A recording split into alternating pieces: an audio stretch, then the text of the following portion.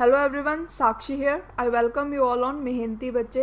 सो ਅੱਜ ਦੇ ਲੈਕਚਰ ਦੇ ਵਿੱਚ ਆਪਾਂ ਐਰਰ ਡਿਟੈਕਸ਼ਨ ਦੇ ਉੱਪਰ 10 ਕੁਐਸਚਨਸ ਹੋਰ ਡਿਸਕਸ ਕਰਨ ਜਾ ਰਹੇ ਹਾਂ। ਉਹ ਸਭ ਸਟੂਡੈਂਟਸ ਜੋ ਫਸਟ ਟਾਈਮ ਇਹ ਵੀਡੀਓ ਨੂੰ ਦੇਖ ਰਹੇ ਨੇ, ਪਿਛਲੀ ਵੀਡੀਓ ਵੀ ਜ਼ਰੂਰ ਦੇਖੋ ਐਰਰ ਡਿਟੈਕਸ਼ਨ ਦੇ ਉੱਪਰ।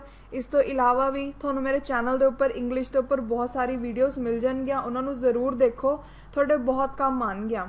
ਓਕੇ, ਸੋ ਅੱਜ ਦੇ ਲੈਕਚਰ ਦੇ ਵਿੱਚ ਵੀ ਆਈ ਹੋਪ ਤੁਸੀਂ ਕਾਪੀ ਪੈਨ ਚੱਕ ਲਿਆ ਹੋਊਗਾ। ਅੱਜ ਵੀ ਤੁਹਾਨੂੰ 10 ਕੁਐਸਚਨਸ ਦਿਖਣਗੇ।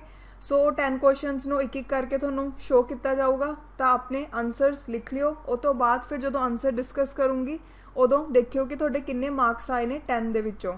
ਓਕੇ, ਇਸ ਤਰੀਕੇ ਨਾਲ ਜੇ ਤੁਸੀਂ ਪ੍ਰੈਕਟਿਸ ਕਰੋਗੇ ਨਾ, ਤੁਹਾਡੇ ਦੇਖਿਓ ਇੰਗਲਿਸ਼ ਕਿੰਨੀ ਜ਼ਿਆਦਾ ਇੰਪਰੂਵ ਹੋ ਜੂਗੀ ਅਤੇ ਤੁਹਾਡੇ ਪੇਪਰ ਦੇ ਵਿੱਚ ਬਹੁਤ ਅੱਛੇ ਮਾਰਕਸ ਆਉਣਗੇ। ਚਾਹੇ ਤੁਸੀਂ SSC ਦਾ ਪੇਪਰ ਦੇਣਾ, ਚਾਹੇ ਤੁਸੀਂ ਪੰਜਾਬ ਦਾ ਕੋਈ ਵੀ ਪੇਪਰ ਦੇਣਾ ਜਿਹਦੇ ਵਿੱਚ ਇੰਗਲਿਸ਼ ਇੰਪੋਰਟੈਂਟ ਰੋਲ ਪਲੇ ਕਰਦੀ ਹੈ। ਉਸ ਤੋਂ ਇਲਾਵਾ ਚਾਹੇ ਤੁਸੀਂ ਬੈਂਕਿੰਗ ਦੇ ਪੇਪਰ ਦੇਣੇ ਆ, ਸਭ ਦੇ ਵਿੱਚ ਦੇਖੋ ਸਿਲੇਬਸ ਤਾਂ ਇੰਗਲਿਸ਼ ਦਾ ਸੇਮ ਹੁੰਦਾ, ਬਸ ਥੋੜ੍ਹਾ ਜਿਹਾ ਕੁਐਸਚਨਸ ਦਾ ਹੀ ਫਰਕ ਹੁੰਦਾ। ਚੀਜ਼ਾਂ ਇਹੀ ਨੇ, ਜੇ ਇੱਕ ਵਾਰ ਸਮਝ ਲਿਆ ਹਮੇਸ਼ਾ ਲਈ ਯਾਦ ਰਹੂਗਾ, ਚਾਹੇ ਜਿਹੜਾ ਮਰਜ਼ੀ ਪੇਪਰ ਦੇ ਦਿਓ। ਓਕੇ, ਸੋ ਸਟਾਰਟ ਕਰਦੇ ਹਾਂ ਅੱਜ ਦਾ ਲੈਕਚਰ। ਸੋ ਸਭ ਤੋਂ ਪਹਿਲਾਂ ਕੱਲ੍ਹ ਦੇ ਲੈਕਚਰ ਦਾ ਇੱਕ ਕੁਐਸਚਨ ਡਿਸਕਸ ਕਰਦੇ ਹਾਂ ਜਿਹਦੇ ਵਿੱਚ ਸਟੂਡੈਂਟਸ ਨੂੰ ਡਾਊਟ ਸੀਗਾ। ਦੇਖੋ, ਜਿਹੜਾ ਦਾ ਆਨਸਰ ਮੈਂ ਤੁਹਾਨੂੰ ਦੱਸਿਆ ਬਿਲਕੁਲ ਸਹੀ ਦੱਸਿਆ। ਜਿਹੜੇ ਵੀ ਕਹਿ ਰਹੇ ਸੀ ਕਿ ਇਹ ਵਾਲੇ ਆਨਲਾਈਨ ਸੋਰਸਿਸ 'ਤੇ ਇਹ ਲਿਖਿਆ ਹੋਇਆ, ਇਹ ਲਿਖਿਆ ਹੋਇਆ, ਜ਼ਰੂਰੀ ਤਾਂ ਨਹੀਂ ਉਹ ਵਾਲੇ ਸੋਰਸਿਸ ਕਰੈਕਟ ਹੋਣ, ਠੀਕ ਹੈ। ਸੋ ਇਹਨੂੰ ਸਮਝੋ। ਇਹਦੇ ਵਿੱਚ ਮਿਸਟੇਕ ਇਹ ਰਹਿ ਗਈ ਕਿ ਇਹਦੇ ਵਿੱਚ ਇੱਕ ਦੀ ਬਜਾਏ 2 ਐਰਰਸ ਨੇ। ਜੋ ਤੁਸੀਂ ਕਹਿ ਰਹੇ ਹੋ ਉਹ ਵੀ ਠੀਕ ਹੈ, ਜੋ ਮੈਂ ਦੱਸਿਆ ਉਹ ਵੀ ਠੀਕ ਹੈ। ਦੇਖੋ ਇਹਦੇ ਵਿੱਚ ਕਿ yesterday I met a man who was blind with the right I.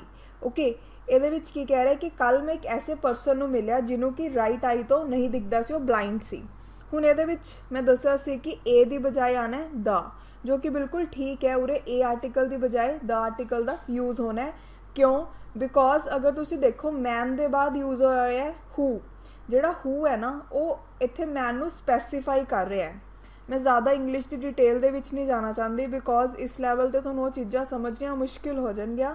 But ਤੁਸੀਂ ਯਾਦ ਰੱਖਣਾ ਹੈ ਕਿ ਇੱਥੇ ਕਿਉਂਕਿ ਹੂ ਦਾ ਯੂਜ਼ ਕੀਤਾ ਹੋਇਆ ਹੈ, ਇੱਥੇ ਆਪਾਂ ਨੂੰ ਡਿਫਾਈਨ ਹੋ ਰਿਹਾ ਕਿ ਆਪਾਂ ਕਿਸੇ ਪਰਟੀਕੂਲਰ ਮੈਨ ਦੀ ਗੱਲ ਕਰ ਰਹੇ ਹਾਂ, ਠੀਕ ਹੈ। ਇਸ ਲਈ ਉਰੇ ਦ ਦਾ ਯੂਜ਼ ਹੋਊ। ਸੋ ਇੱਕ ਤਾਂ ਉਰੇ ਇਹ ਐਰਰ ਹੈ। ਸੈਕਿੰਡ, ਉਰੇ ਵਿਦ ਦੀ ਬਜਾਏ ਆਉਣਾ ਸੀ ਇਨ। ਜਦੋਂ ਵੀ ਆਪਾਂ ਕਿਸੇ ਇੱਕ ਆਈ ਦੀ ਗੱਲ ਕਰਾਂਗੇ, ਜਿਵੇਂ ਇਨ ਦ ਰਾਈਟ ਆਈ ਜਾਂ ਇਨ ਦ ਲੈਫਟ ਆਈ, ਤਾਂ ਆਪਾਂ ਲਿਖਾਂਗੇ ਇਨ। ਬਟ ਅਗਰ ਆਪਾਂ ਦੋਨੋਂ ਆਈਜ਼ ਦੀ ਗੱਲ ਕਰਾਂਗੇ ਤਾਂ ਵਿਦ ਦਾ ਯੂਜ਼ ਹੋਊਗਾ। Means in the left eye और in the right eye, but अगर आप दोनों आईज की गल कर रहे हैं तो with the use हो, with the both eyes। I hope हुण तुहानूं ये जिहड़ी प्रॉब्लम सी सॉल्व हो गई होगी तुहाडी, ठीक है। आई होप जिहड़ा तुहाडा डाउट से क्लीयर हो गया होगा कि अगर किसी एक पर्टिकुलर आई की गल की जाए तो इन लगूगा, बट अगर दोनों आईज की गल की जाए तो विद लगूगा। ओके, सो ਅੱਜ ਦੇ ਕੁਐਸਚਨ ਸਭ ਤੋਂ ਪਹਿਲਾਂ ਦੇਖਦੇ ਹਾਂ 10। ਪਹਿਲਾ ਹੈਗਾ the door should be keep closed. Second ਹੈ professor Lal teaches both history as well as literature each semester।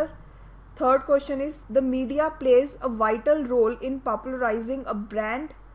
Fourth is my friend will not come to attend this marriage unless he is not invited। Next है Bobby learned the alphabets at the age of 2। Next one is the children were happy when the film started। Next question है I forbid you not to go there again। So next question है the table's legs have been elaborately carved। Next question is 9/10 of the pillar have rooted away। And the last question is the sceneries of Kashmir is very charming। Okay, so अगर तुहानूं fast लगी है speed तो pause कर लियो video नूं ते questions देख लियो। Okay, हुण आपां एक एक क्वेश्चन करके देखते हैं कि आंसर आऊगा।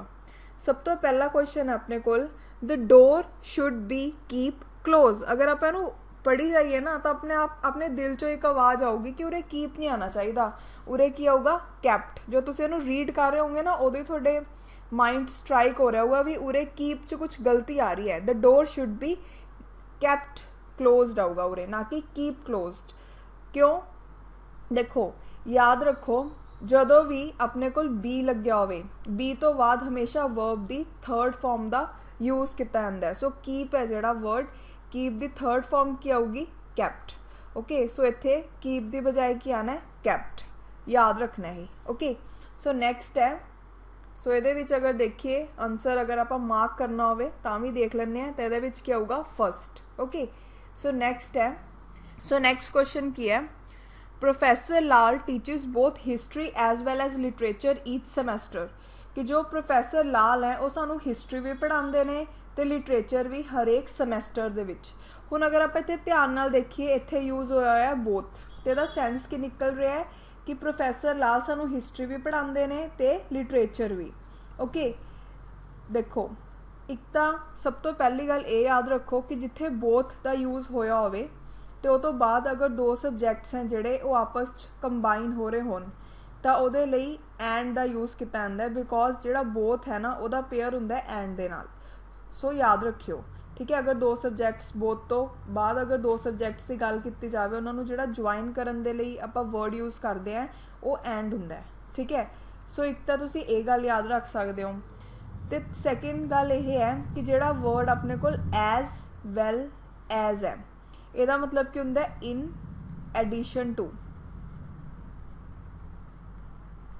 ठीक है कि मतलब ये चीज़ भी हैगी है नाल ये चीज़ भी हैगी है, बट उरे की है कि प्रोफैसर लाल ने जेड़े वो सानू हिस्टरी भी पढ़ाते हैं तो लिटरेचर भी दोनों पढ़ाते हैं, मतलब so you're both history as well as की बजाय की यूज़ होगा एंड।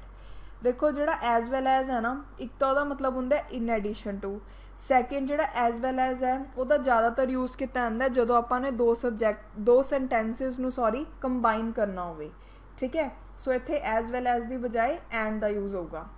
नैक्सट क्वेश्चन है, the media play a vital role in popularising a brand, जी मीडिया है वो बहुत ही इंपॉर्टेंट या वाइटल रोल प्ले करती है जो भी किसी ब्रांड को पॉपुलराइज करना हो। देखो जो इत्थे वर्ड मीडिया है वो की है वो सिंगुलर है, सो अगर सिंगुलर है तो उस तो बाद जी वर्ब है, वर्ब केड़ी है प्ले, आप पढ़िया ही है बचपन दे विच कि जो भी सिंगुलर नाउन होवे ठीक है उहदे नाल जिहड़ी वर्ब यूज़ हुंदी है उहदे नाल आपां की लगाने एस और ई एस।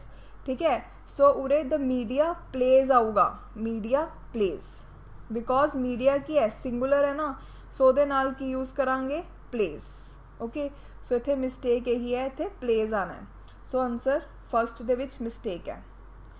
नैक्सट है, my friend will not come to attend this marriage unless he is not invited, जिहड़ा मेरा फ्रेंड है वह नहीं आऊगा इस मैरिज नू अटेंड करने लई जब तक उन्होंने बुलाया नहीं जाऊगा। हुण याद रखना है जिहड़ा वर्ड अनलैस है वह मतलब हुंदा है जब तक,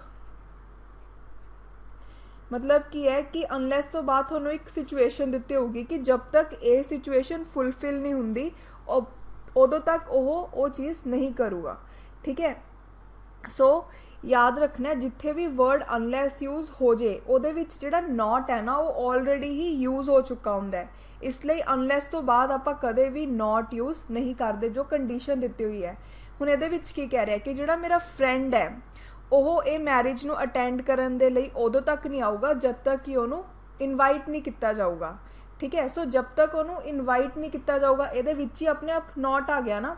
हुण अगर आप रीड करिए my friend will not come to attend this marriage unless he is invited, जब तक उन्होंने इनवाइट नहीं किया जाऊगा उद तक मेरा फ्रेंड ये मैरिज नू अटेंड करन दे लई नहीं आऊगा। ओके सो अगर तुसी याद रखना है तो एवें याद रख लो कि जो वर्ड अपने को अनलैस आ जाए उस तो बाद जिहड़ी कंडीशन दिती हुंदी है उहदे विच आपां नॉट का यूज़ नहीं करते।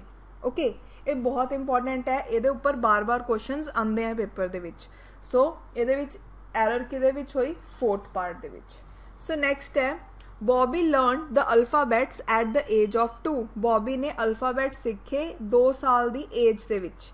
ओके हुण देखो जिहड़ा इत्थे वर्ड अल्फाबैट यूज़ होया इहदा मीनिंग की हुंदा है, इहदा मीनिंग हुंदा है कुछ ऐसे लैटर्स या कुछ ऐसे सिंबल्स दा सैट जिन्हों कि फिक्स ऑर्डर दे विच लिखिया जाए जदों भी आपां किसी भी लैंगुएज नू लिख रहे हैं। ओके फॉर एग्जाम्पल अगर आपां इंग्लिश की गल करिए इंग्लिश दे विच जिहड़े 26 लैटर्स हैं उन्हां दे ग्रुप नू या उन्हां दे सैट नू आपां की बोलते हैं अल्फाबैट। ओके सो याद रखियो जिहड़ा अल्फाबैट हुंदा उहदे पिछे एस का यूज़ नहीं हुंदा, कल्ला अल्फाबैट आऊगा। Okay Bobby learn the alphabet at the age of two. So ये मिसटेक है फोर्थ पार्ट दे विच अल्फाबैट दे नाल एस नहीं यूज होंदी। ओके सो नैक्सट अपने कोल क्वेश्चन है the childrens were happy when the film started. देखो ये मीनिंग सब तो पहला देखते हैं की है कि जोड़े बच्चे हैं वो बहुत खुश होए जो फिल्म स्टार्ट हुई। ओके हुण अगर आप देखिए मोस्टली आपको वैसे तो पता ही होगा कि जो भी आप किसी एक बच्चे की गल कर रहे हैं उन्होंने आप की लिखते हैं चाइल्ड, बट जो आप किसी एक तो ज़्यादा बच्चों की गल करिए उन्होंने आप चिल्ड्रन लिखते हैं। ओके सो अगर आप शॉर्ट दे विच कहिए कि जोड़ा चाइल्ड है वो प्लूरल फॉर्म की होंगी है चिल्ड्रन। ओके सो इत्थे चिल्ड्रनस नहीं आना, चिल्ड्रन इकल्ला होगा, एस नहीं लगूगा। The children were happy when the film started. Okay so हुण देखो इत्थे चिल्ड्रन है जो कि प्लूरल है, तो ये तो बाद जी हैल्पिंग वर्ब लगी हुई है वर वो भी प्लूरल वाली लगी हुई है। ओके सो ये आंसर क्या होगा फर्स्ट। सो नैक्सट क्वेश्चन है I forbid you not to go there again. जोड़ा फॉरबिड वर्ड है ना यदा मतलब क्या होंगे कि किसी दे उपर किसी चीज़ की पाबंदी लगाना या किसी को ऑर्डर देना कि तू ये काम नहीं करना। ठीक है सो जो भी फॉरबिड वर्ड यूज हो जाता है वो अपने आप ही नहीं वर्ड आ रहा बिकॉज मैं बोल रही हूँ ना फॉरबिड का मतलब की है to order somebody not to do something, किसी को ऑर्डर करना कि तू यह चीज़ नहीं करनी। ओके सो फॉरबिड दे विच ऑलरेडी नहीं दा यूज आ गया, इसलिए फॉरबिड तो बाद कदे भी नॉट दा यूज नहीं करते। सो उरे सेंटेंस क्या होगा I forbid you to go there again. ठीक है याद रखना है कि जो भी फॉरबिड वर्ड का यूज होया होवे वो तो बाद कदे भी नॉट का यूज नहीं करते बिकॉज फॉरबिड का मतलब की है किसी के उपर किसी चीज़ की पाबंदी लगाना कि तू यह काम नहीं करना। ठीक है तो ये ऑलरेडी नॉट जोड़ा होंगे वो शामिल होंगे, इसलिए दोबारा नॉट लगाने की जरूरत नहीं है। सो उरे आंसर क्या होगा फोर्थ। नैक्सट क्वेश्चन है the tables legs have been elaborately carved. देखो जोड़ा इत्थे टेबल अगर आप इत्थे वर्ड लिखिए टेबल, टेबल दे नाल एपोस्ट्रोफी एस लिखा हुआ है। जोड़ा एपोस्ट्रोफी हुंदा है एस वो आप कदों यूज़ करते हैं जो आपने दसना होवे कि किसी परसन का किसी चीज़ उपर पोजैशन है, मीनस कि वो होल्डर है उस चीज़ का। जिमें मैं बोला मीराज हाउस, मीराज हाउस का मतलब क्या होया मीरा दा घर। ओके सो जो भी एपोस्ट्रोफी लगे वह मतलब क्या हो गया कि किसी की आप पोजैशन शो कर रहे हैं, मतलब कि किसी का अधिकार है वो चीज़ ते वो शो कर रहे हैं। ओके सो टेबल जेड़ा वर्ड है वो की है नॉन लिविंग थिंग है, तो अधिकार किसी नॉन लिविंग थिंग दे किसी लिविंग थिंग का होगा ना। सो इसलिए जोड़ा एपोस्ट्रोफी एस है उन्होंने आप हमेशा लिविंग चीज़ों लिए यूज़ करते हैं ना कि नॉन लिविंग चीज़ों के लिए। ओके सो टेबल की एक नॉन लिविंग थिंग है इसलिए एपोस्ट्रोफी एस नहीं लगना। सो उरे द टेबल्स लैग की जगह की यूज़ करांगे द टेबल्स लैग्स नू कट के इत्थे आपां यूज़ करांगे the legs of the table. Okay so ये राइट फॉर्म आऊगी इसलिए ये एरर हैगा पार्ट ए दे विच। ओके सो नैक्सट क्वेश्चन है 9/10 of the pillar have rotated away. Pillar का जोड़ा 9/10 पार्ट है वो रोट हो चुका है। ओके ਇਹਦਾ ये मतलब है ਹੁਣ ਇੱਥੇ मैं एक बार लिख दी है 9/10 ऑफ पिलर। हले मैं दा नू एलिमीनेट कर रही हूँ। ओके समझाने दे लई याद रखियो जो भी सेंटेंस दे विच अपने को उरे फ्रैक्शन दिता होवे जो कि उरे दिख रहा है 9/10 एवें लिखांगे ना। सो फ्रैक्शन फॉर्म च है, फ्रैक्शन आ जाए, परसेंटेज आ जाए या फिर अपने को कोई इनडेफिनेट क्वांटिटी आ जाए जिदा कोई डेफिनेट नंबर ना होवे। वो तो बाद अपने को ऑफ का यूज़ किया गया होवे ते वो तो बाद अपने को नाउन होवे। इत्थे नाउन केड़ा है पिलर। ओके सो जेड़ा नाउन जैसा होगा मीनस अगर नाउन सिंगुलर होगा तो इत्थे जिहड़ी ये तो बाद आने वाली वर्ब है वो सिंगुलर होगी, अगर नाउन प्लूरल होगा तो वर्ब है जिहड़ी वो प्लूरल होगी। हुण अगर आप इत्थे ध्यान नाल देखिए इत्थे की है पिलर, पिलर की है सिंगुलर। सो ये तो बाद जिहड़ी हैल्पिंग वर्ब आई है वो की होगी सिंगुलर। सो इत्थे 9/10 of the pillar have rotted नहीं आना, हैज़ रोटेड अवे आऊगा।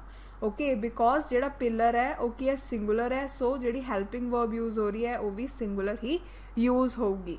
ओके सो ਇਹਦੇ ਵਿੱਚ ਮਿਸਟੇਕ ਹੈ ਪਾਰਟ ਸੀ ਦੇ ਵਿੱਚ। ਸੋ ਅੱਜ ਦਾ ਲਾਸਟ ਕੁਐਸਚਨ ਹੈ the sceneries of the Kashmir is very charming.